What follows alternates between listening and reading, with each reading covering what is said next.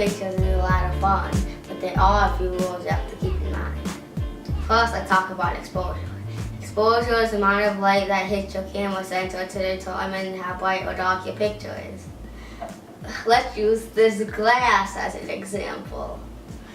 If the glass represents the sensor and the water represents the light, then this would result in an underexposed picture. But now, with the glass filled to the top, it would be a perfectly exposed image.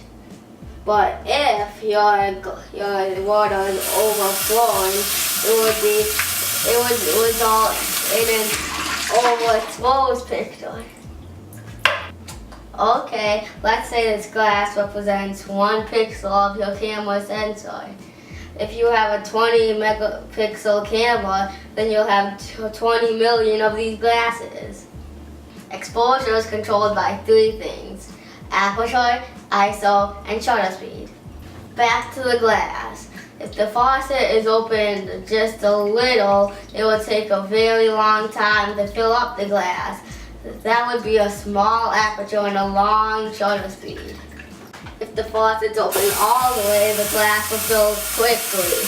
That would be a large aperture and a quick shutter speed. Inside your camera is the shutter and the sensor. Let me show you how it works. Let's say my shutter is the sensor and these black cards are the shutter curtains. When you press the button, the top curtain comes up, exposing the sensor, and then the bottom curtain comes up, covering the sensor. Now that you have an idea of how exposure works, I'm going to teach you another trait of good photography called composition. There are many components to good composition, such as leading lines, the Fibonacci curve, and the rule of thirds.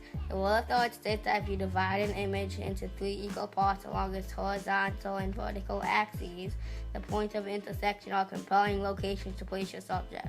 Let's look at some examples. Here we have a layout for a sports magazine. When we divide the image according to the rule of thirds and place the athlete on the left third, the image becomes a lot more interesting and allows extra space for text and graphics. Here is another example.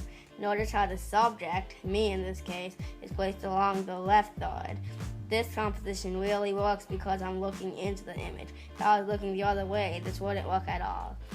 In this example, the subject is placed on the right third and her body forms a triangle.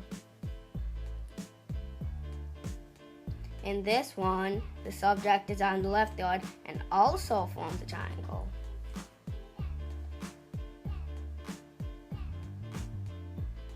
This example shows the rule of thirds and repeating elements.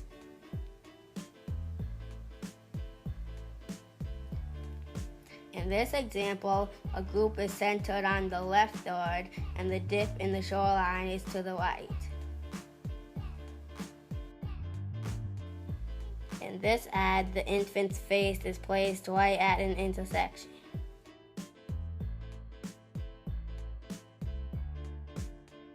And finally, in this birthday card, notice how the product is placed at the lower left intersection. Now that you know the rules of the game, get out there and get clicking.